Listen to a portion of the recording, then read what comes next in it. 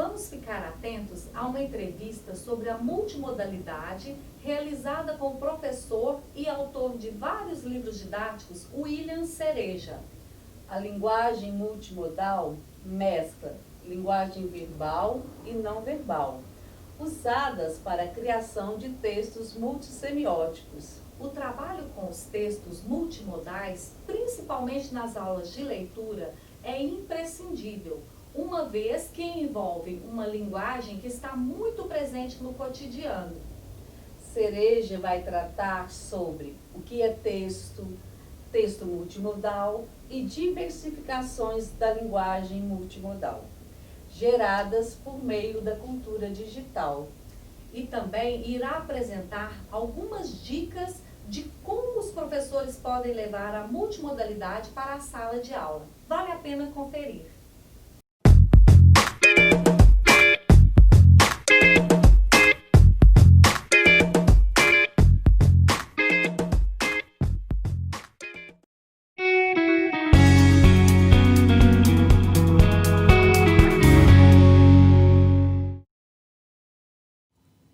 Olá, bem-vindos a mais uma edição do programa Autores na Web. E hoje nós vamos conversar sobre leitura multimodal, da educação infantil aos anos iniciais do ensino fundamental. Para isso, eu recebo em estúdio o professor William Cereja. Muito obrigada por aceitar o nosso convite, professor. Seja muito bem-vindo. Obrigado. Vai ser ótima a nossa discussão. O professor William é autor de diversas obras didáticas da casa, é doutor em linguística aplicada e vai esclarecer uma série de questões aqui para a gente.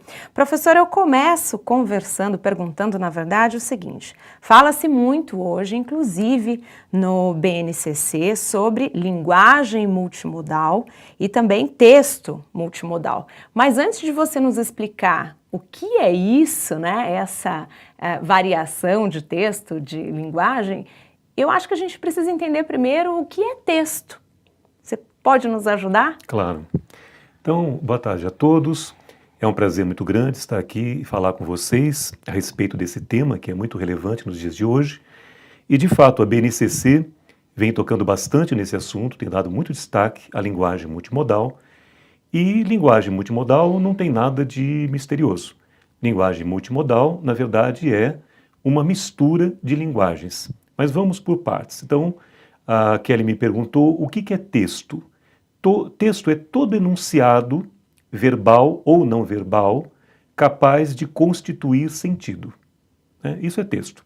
Então, por exemplo, se eu pego uma música é um texto. Se eu pego uma pintura é um texto. Da mesma forma, uma história em quadrinhos é texto. Eu tenho ali imagem e normalmente tenho palavras. Você pega um poema, é um texto. Você pega uma conversa telefônica, é um texto. Então, tudo isso é um texto. Ou seja, é um enunciado de qualquer natureza, verbal, não verbal, musical, não importa, capaz de constituir sentido. Então, isso é texto. No passado, não tão distante, se falava muito de texto verbal, não verbal e texto misto. Era um termo mais conhecido. Então, o texto verbal é aquele que tem como unidade a palavra, né? Então, seja a palavra falada, seja a palavra escrita, então oral ou escrito, sendo a palavra o signo principal, a unidade principal, é um texto verbal. E chamávamos de textos não verbais a todos os outros tipos de texto. Podia ser uma música, podia ser uma pintura, etc. E chamávamos de linguagem mista, o texto misto, quando apresentava uma mistura de signos, né? Uma mistura de sistemas de significação. Hoje, esse termo de linguagem mista já não vem sendo utilizado, é um termo que vem da academia, veio da universidade e também passou a ser utilizado pelos documentos oficiais do MEC. Hoje se tem falado de multimodalidade. Eu trouxe aqui um esquema no slide que pode sintetizar um pouco do que a gente está falando. Vamos ver esse slide. Então, por exemplo, nesse primeiro slide, nós temos ali texto verbal, a unidade é a palavra. Texto não verbal, seja visual, musical, pictórico, etc., a unidade vai ser um outro tipo de signo. Pode ser um movimento na dança, pode ser uma forma na pintura, pode ser um som na música, como é a palavra no texto verbal, serão todos os outros signos em textos não verbais. No caso de texto multimodal, nós temos mais de um tipo de linguagem, mais de um sistema de significação. É o que nós chamamos de um texto multissemiótico. Nele ocorre uma multissemiose. Nós temos uma mistura. Então é o caso da história em quadrinhos, em que eu tenho desenhos e tenho palavras. O mesmo ocorre com o cartoon, quando eu tenho palavras no cartoon.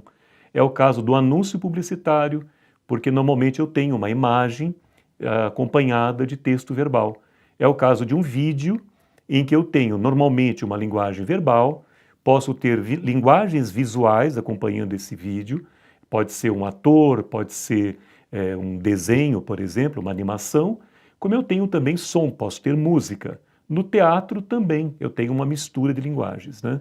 E nos dias de hoje, quando você tem muitas formas de produzir linguagens e também de fazer circular essas linguagens, com recursos de internet principalmente, você tem uma mistura muito grande. É o caso das redes sociais, dos chats, do YouTube, de blogs, em que você tem uma mistura muito grande de sistemas de significação. Então eu posso ter, por exemplo, num blog, eu posso ter uma parte de publicação verbal, né? Então um texto com palavras, eu posso ter opiniões, inclusive diferentes gêneros, eu posso ter um relato pessoal, eu posso ter um texto de opinião, eu posso publicar um poema no blog, então eu tenho diferentes textos verbais. A internet mudou um pouco a visão sobre a linguagem multimodal ou o acesso a ela?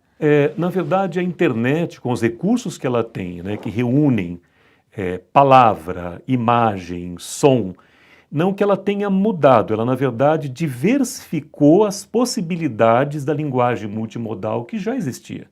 Né? Se você pensar, por exemplo, o cinema.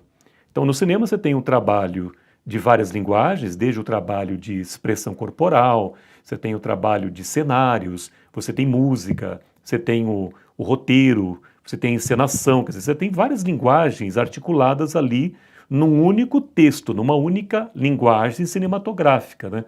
Só que essa linguagem é multimodal. Então aquilo que se fazia em estúdios de uma forma artística, de uma forma muito mais sofisticada, digamos, hoje qualquer pessoa com o seu celular pode fazer sozinha. Então ela pode falar, ela pode filmar, ela pode editar, ela pode colocar uma legenda. Isso é multimodalidade da linguagem. E onde mais se emprega a linguagem multimodal? Bom, a linguagem multimodal está em todo lugar e a todo instante nos deparamos com ela.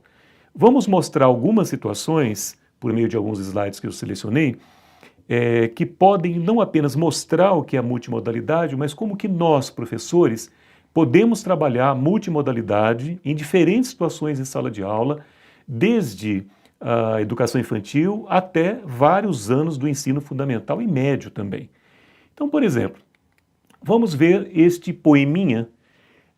Este poeminha é uma graça e pode ser trabalhado desde a educação infantil, por exemplo, quando o aluno ainda está tendo contato com as primeiras noções de letras, da base alfabética, ainda sem uma preocupação de sistematização, mas o professor, como mediador, ele pode ler esse poeminha para os alunos e com o auxílio deles. Veja o que nós temos ali.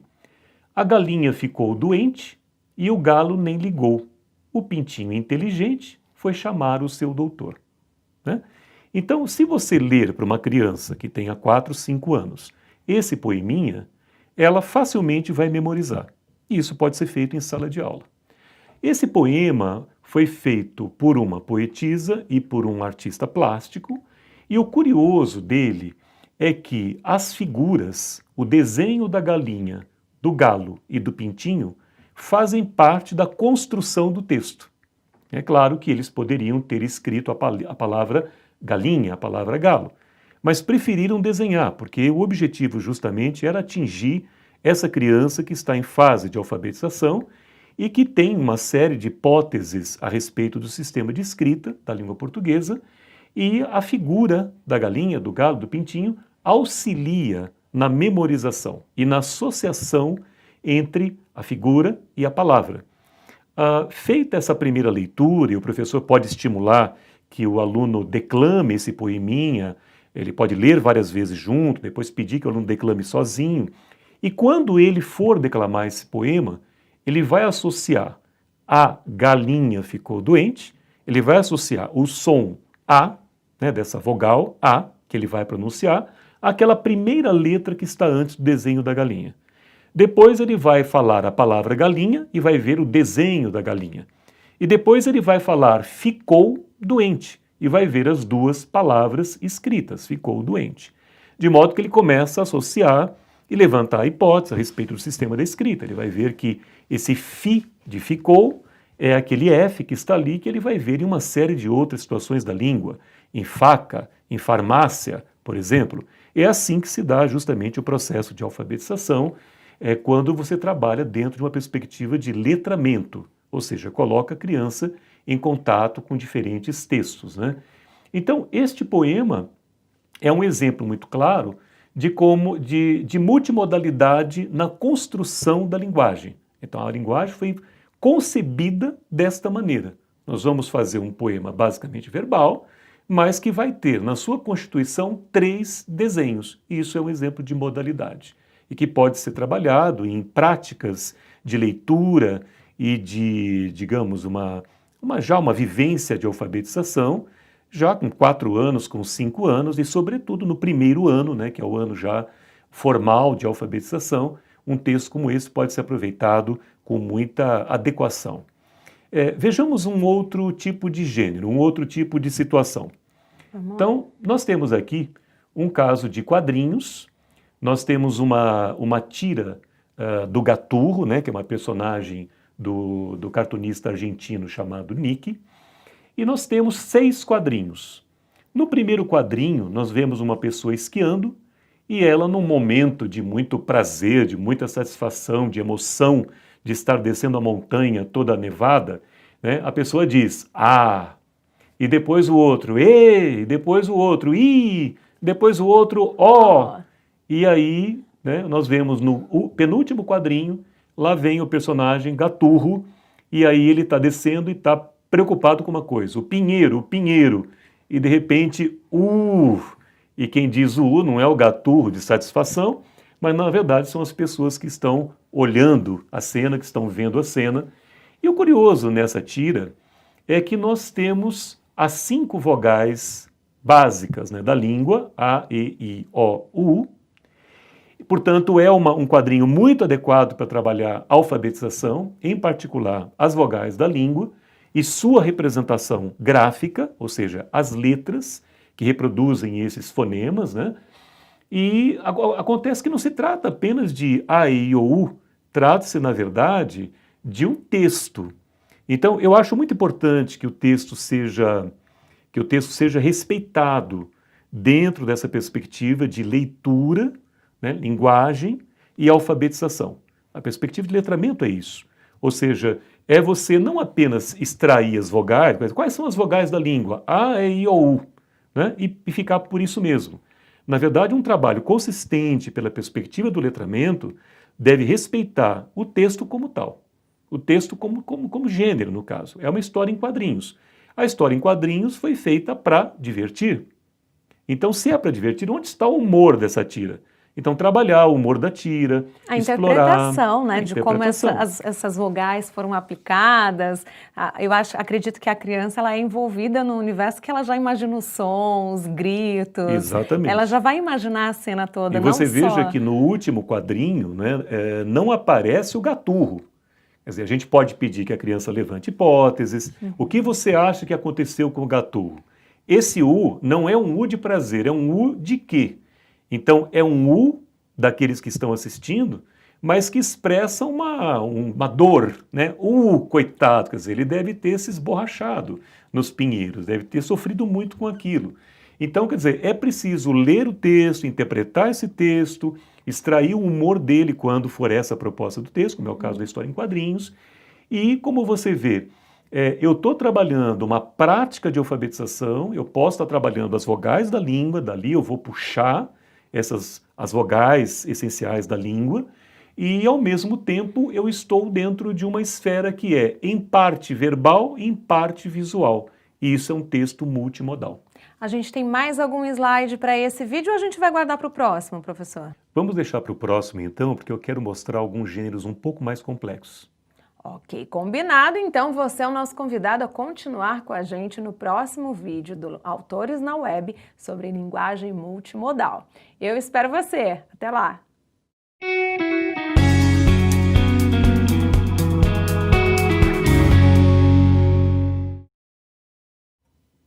Olá! Começa agora o segundo vídeo do Autores na Web sobre leitura multimodal. Nós continuamos a nossa conversa com o professor William Cereja, que tem discutido conosco as várias facetas dessa modalidade, enfim, todas as possibilidades. E a gente começou no primeiro vídeo mostrando alguns exemplos em slides de como pode ser feita a aplicabilidade dessa formação, enfim, dessa metodologia em sala de aula. Professor, a gente tem mais exemplos para mostrar, né? Sim, no primeiro bloco a gente tratou um pouco do conceito de modalidade, multimodalidade em linguagens e também a gente fez uma exemplificação com uma história em quadrinhos e um poema verbovisual, quer dizer, um pouco de palavra e um pouco de imagem. Vamos ver agora algumas outras situações e outros gêneros em que a multimodalidade acontece. Eu trouxe mais algumas situações. A primeira delas, então, são palavras cruzadas. É um gênero que as crianças apreciam bastante. Como vocês veem, nós temos algumas figuras de bichos e temos os espaços para que os nomes desses bichos sejam escritos pela criança ali. É uma atividade bastante importante nesse momento de alfabetização, porque a criança deve levar em conta as suas hipóteses de leitura e escrita, por exemplo, o número de letras de uma palavra, o número de sílabas, o número de vogais, e ela, portanto, vê a imagem e escreve naquelas casinhas as letras que correspondem ao nome daquele animal. Esse é um exemplo. Outro exemplo é o ingresso de cinema. Então eu tenho uma figura, que é a figura do ingresso, e uma mão que segura esse ingresso, a barra, o código de barra, que também é um elemento visual desse ingresso, e o restante basicamente são palavras. Então é mais um gênero em que eu tenho elementos visuais, elementos verbais, e que é um gênero que pode ser aproveitado nas séries iniciais. Por exemplo, num primeiro ano, num segundo ano, quando a criança já consegue ler com independência algumas palavras, ela pode se arriscar, o professor pode fazer a primeira leitura e depois à medida que o professor vai perguntando qual é a data, qual é a sala, em que cinema está passando esse filme, qual é o nome do filme, qual é o lugar em que você vai ocupar com esse ingresso na mão, etc. Enfim, é uma prática de leitura e alfabetização em que está em destaque o trabalho com a multimodalidade da linguagem. Neste outro slide, que é uma capa do livro A Arca de Noé, do Vinícius de Moraes, nós temos também elementos verbais e elementos visuais. O professor pode pedir ao aluno, por exemplo, que identifique qual é o nome do escritor, do autor da obra, Vinícius de Moraes, qual é o nome da obra, qual é o nome do ilustrador, quais são os bichos que o aluno vê, e depois pode, evidentemente, qualquer um desses textos que eu estou mostrando deve ser trabalhado dentro de um conjunto de práticas. O que significa que o professor, se o aluno identificar, eu estou vendo um leão, eu estou vendo um elefante, como é que se escreve o leão? Então aí você junta com atividades de alfabetização, vai para a lousa, chama um aluno, pede que escreva, pede que corrija, quer dizer, então você vai, na verdade, juntando esse trabalho de leitura com o trabalho de escrita, de levantamento de hipóteses sobre o sistema de escrita e assim por diante. Vamos ver ainda um outro tipo de situação. Nós temos aqui também uma espécie de cartoon em que há vários bichos e suas não respectivas, mas quase que respectivas onomatopeias, só que elas estão trocadas, né? Então você tem um pato que fala miau, você tem um peixe que fala mé, você tem um cachorrinho que fala cri-cri, uma flor que fala uau, o porco cocoricó e assim por diante. Então o trabalho basicamente aqui é de leitura e é interessante que esse texto trabalha com palavras muito simples, né, que são onomatopeias, é o caso do miau, é o caso do cri-cri, é o caso do au-au. Então crianças ainda não independentes em termos de leitura e escrita podem ter acesso facilmente a um texto como esse e podem perceber, e aí é que está o trabalho, na verdade, com a questão da multimodalidade e a perspectiva do letramento. Quer dizer, a criança deve perceber que essas onomatopeias estão trocadas, ou seja, o pato não vai falar miau, o miau é do gato, o cachorro é que fala uau, não é a flor, e assim por diante. Então, isso torna o trabalho engraçado, que é a finalidade desse gênero, na verdade, e ao mesmo tempo exige a leitura, exige a observação da figura, da imagem com a palavra, né? E finaliza com o mundo está muito estranho. E por que o autor está dizendo então que o mundo está muito estranho? Como deveria ser? Então vamos aproximar a imagem da sua respectiva onomatopeia. Então esse trabalho se fecharia aí. Eu gostaria agora de passar para gêneros um pouco mais complexos. Agora não mais num primeiro ano, não mais na educação infantil, mas um trabalho que já pode ser feito, por exemplo, a partir do terceiro ano, terceiro, quarto e quinto anos. O trabalho com a linguagem publicitária é muito bem-vindo.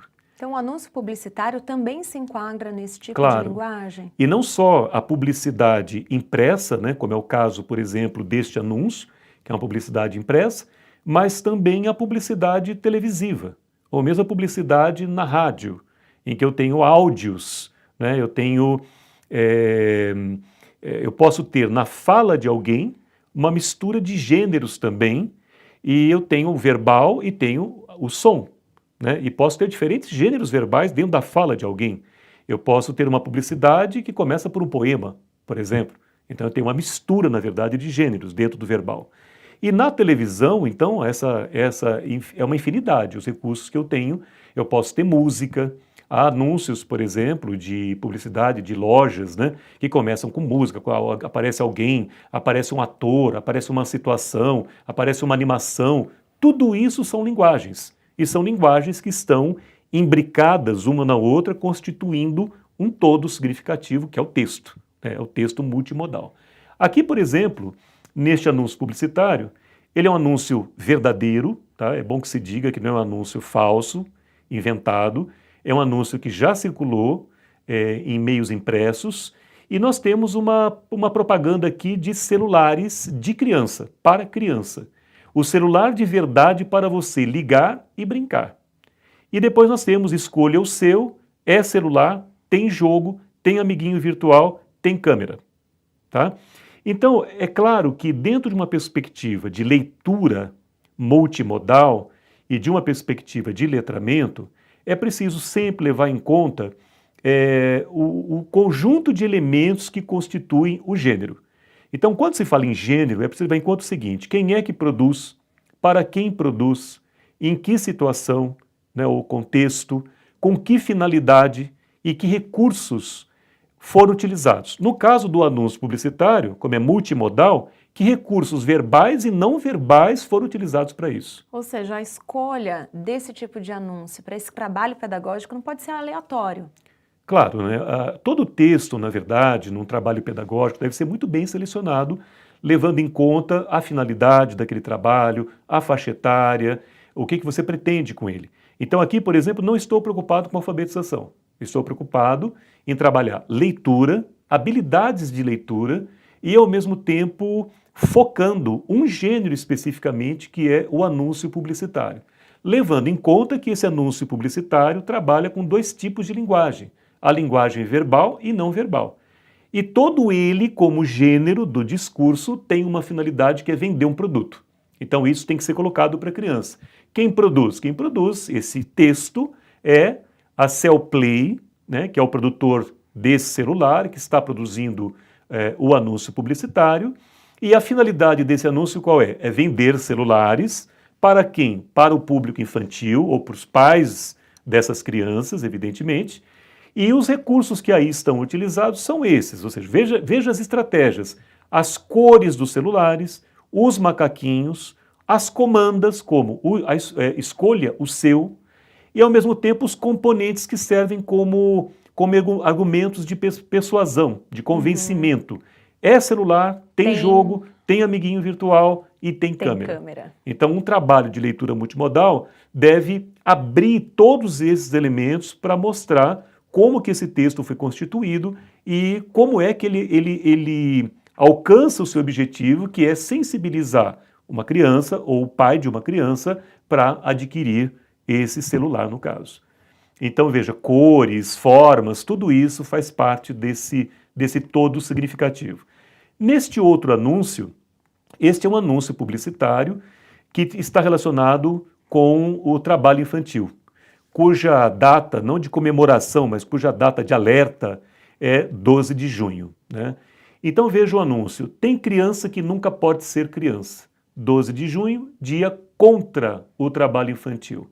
E na base, trabalho infantil doméstico é proibido para pessoas com menos de 18 anos. Então, o que a gente nota é o seguinte, primeiro, a parte verbal e a parte não verbal. A parte verbal já está lida e está claro para nós que é um texto que se coloca contra o trabalho infantil doméstico, ou seja, criança que cuida de criança, criança que lava louça, que limpa a casa, que passa roupa, que cozinha. O que esse anúncio mostra? Mostra ao fundo uma criança que tem 2 talheres na mão, ela está em cima de um banquinho, ela está ali ao lado da pia e ao lado do fogão. Ela parece estar lavando louça e ao mesmo tempo cozinhando.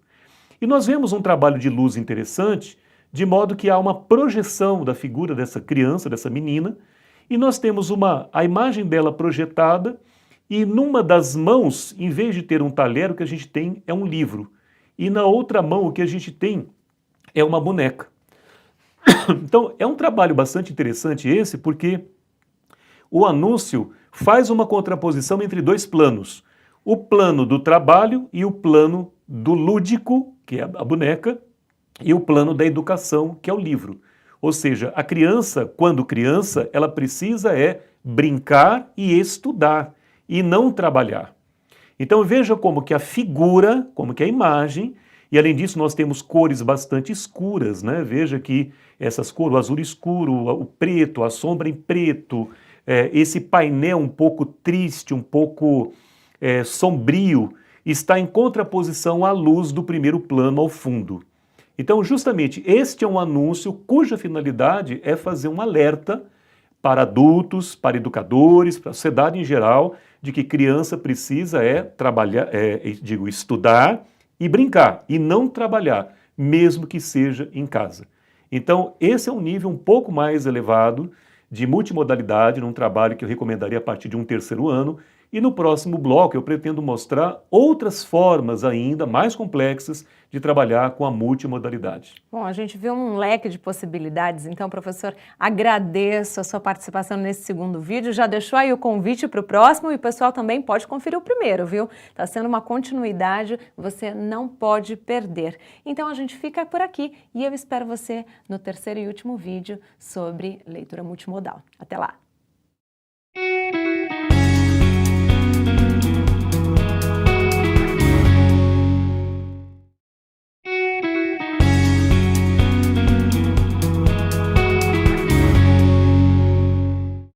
E este é o 3º vídeo sobre leitura multimodal, em que recebemos o professor William Cereja. Professor, mais uma vez, obrigada por participar conosco. Agradeço.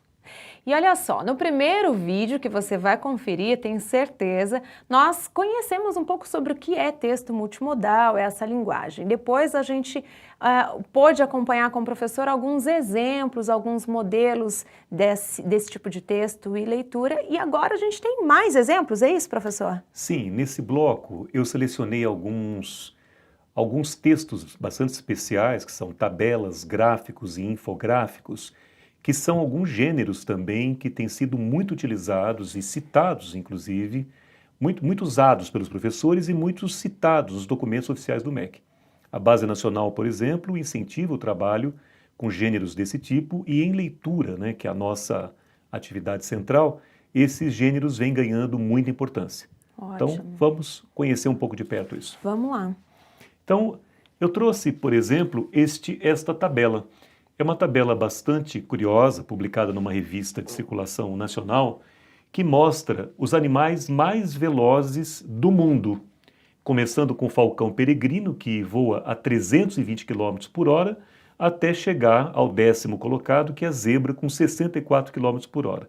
E em comparação com o ser humano, né, o Usain Bolt, que é o corredor mais rápido do mundo, que alcança 44 km por hora. Isso só para a criança poder comparar. Por que é importante trabalhar, por exemplo, com tabelas? O trabalho com tabelas, assim como também o trabalho com gráficos e infográficos, permite um tipo de leitura que não é muito comum nas práticas de leitura de língua portuguesa. Nós estamos acostumados a ler um texto normalmente da esquerda para a direita, né, da esquerda para a direita e de cima para baixo. E quando você se depara com gêneros desse tipo, o olhar é outro, a forma de ler é diferente. E você normalmente precisa, inclusive, fazer um certo cruzamento de dados. Por exemplo, nessa tabela, eu vejo que do lado esquerdo eu tenho a posição de cada animal. Depois eu tenho a identificação dos animais, alguns deles estão ilustrados, e depois eu tenho uma respectiva velocidade.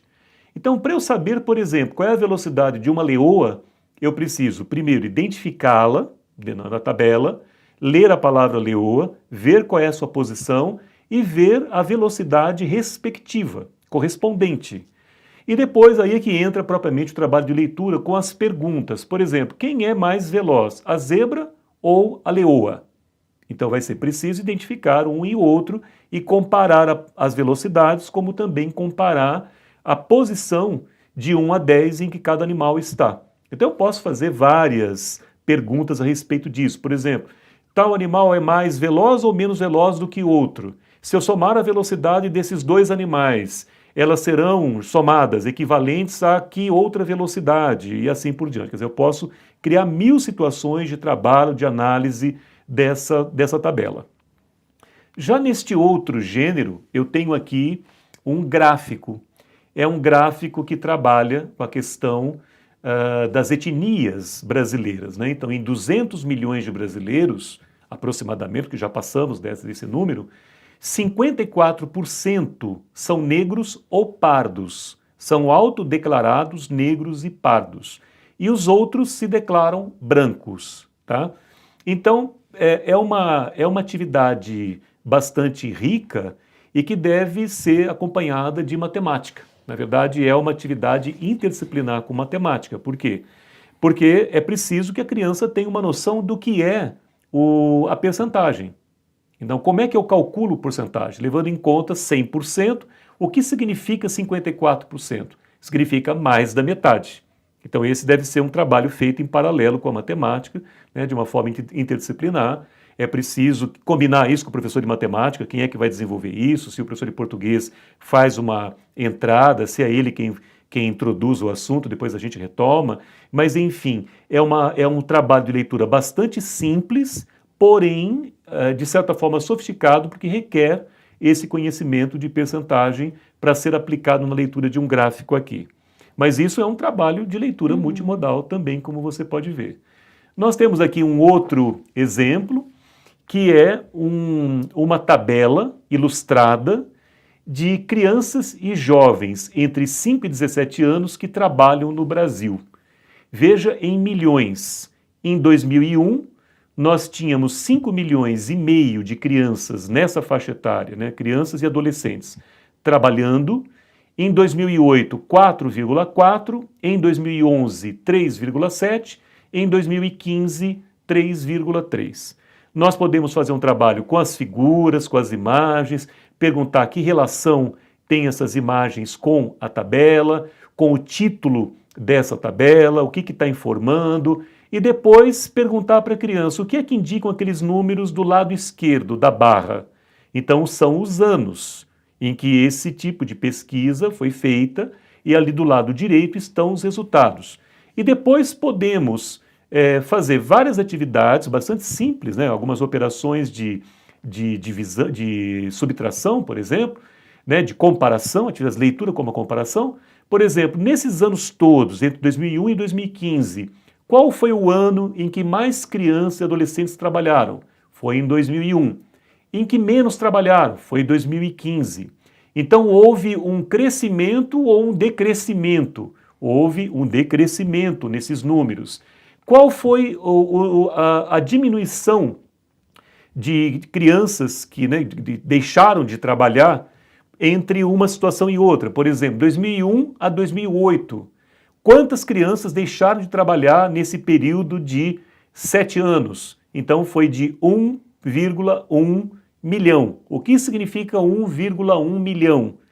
Então é um número bastante abstrato para a criança. É preciso ir à lousa, mostrar que 1 milhão significa 10 vezes 100 milhões, portanto 1,1 equivale a 1 milhão e 100 mil. Né? Então são operações matemáticas que você pode puxar numa aula de português. Professor, agora eu tenho uma pergunta.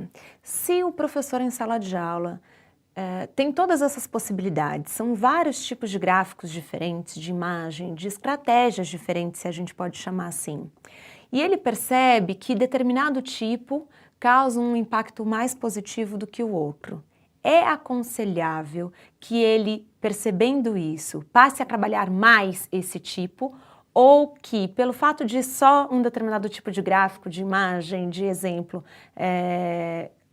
que tenha chamado a atenção, que tenha sido mais aceitável, enfim, para o desenvolvimento dos alunos, não seja suficiente, que na verdade aí sim ele tem que trabalhar os outros tipos para que a interpretação e o ensino seja um pouco mais completo? Do meu ponto de vista, é normal que a criança goste mais de um gênero do que de outro gênero. Por exemplo, o gênero história em quadrinhos faz muito sucesso em sala de aula, muito sucesso. E textos mais longos, de modo geral, fazem menos sucesso porque eles acham mais cansativo. Entretanto, embora você possa até apresentar com uma certa frequência a história em quadrinho, por ser um gênero curto, de rápida leitura e bastante envolvente e divertida, é muito importante trabalhar a diversidade de gêneros. Não se deve somente trabalhar um ou outro tipo de gêneros mais populares, vamos dizer assim. Porque os gêneros mais complexos, né, por exemplo, os gêneros verbais, puramente verbais, ler uma reportagem é longa, mas requer habilidades específicas para ler aquele gênero, que a leitura de uma história em quadrinhos nunca vai me trazer. Né? Então eu recomendo dosar bem isso e diversificar ao máximo. Sempre haverá os preferidos, mas todos são igualmente importantes, porque requerem habilidades próprias, específicas, que só aquele gênero pode trazer. Então, nessa tabela, por exemplo, eu posso criar várias atividades aqui de comparação, de levantamento de hipóteses, por exemplo. É claro que uma tabela como essa nunca vai ser trabalhada sozinha.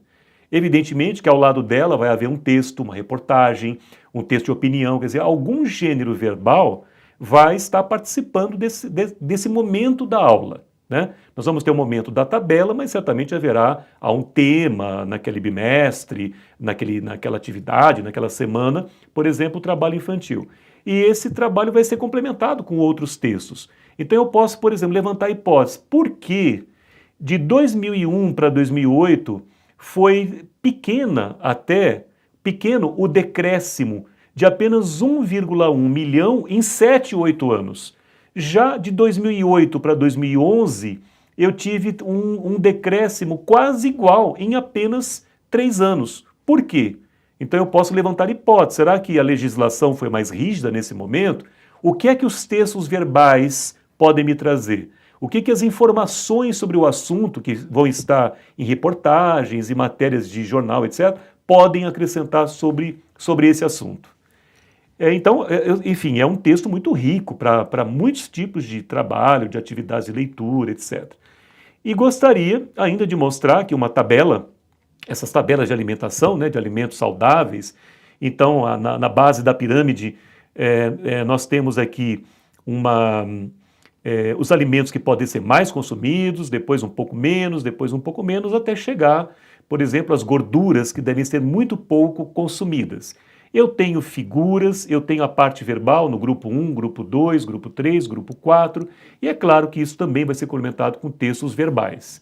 E portanto, mais um texto multimodal mais bastante uma possibilidade, rico. Exatamente. Né? E por fim, eu gostaria de mostrar os infográficos, que são nessa escala o gênero mais complexo, porque eu tenho textos verbais, geralmente um pouco mais desenvolvidos, eu posso ter tabelas também dentro do infográfico, eu posso ter balões, eu posso ter, textos mais longos. Então, os infográficos, né, que são essa reunião, veja, mapa, bandeira, informações percentuais, dados estatísticos, eles também, né, sobre variados assuntos. Por exemplo, esse da esquerda é um infográfico sobre a leitura no Brasil. Então, quais são as regiões em que se lê mais, quem é que mais influencia o leitor iniciante, se a professora, se são os pais. No gráfico da direita, é a respeito de internet. Então, para que é que as crianças usam internet? Para falar com amigos, para ver filmes, para entrar em redes sociais e assim por diante. Então, isso também eu recomendaria para quarto ou quinto ano, por exemplo, gêneros mais complexos como esse tipo de infográfico, mas são de uma riqueza muito grande para você estabelecer comparações, fazer inferências, levantar hipóteses, enfim, relações, comparar com textos verbais. Então, uma riqueza muito grande para o trabalho de leitura e interpretação de textos multimodais. E extremamente atrativo, né? Sim, eu pelo menos acho muito agradável trabalhar com gêneros assim. Ótimo. Bom, professor, o nosso tempo chegou ao fim. Queria mais uma vez agradecer pela sua presença, por aceitar o nosso convite. Eu que agradeço, para mim foi um enorme prazer e um abraço a todos vocês. E olha só, você viu aí que a gente tem 3 vídeos relacionados a esse tema tão importante. Então corre lá, confere os outros 2, não deixe só assistir esse terceiro vídeo. Até lá!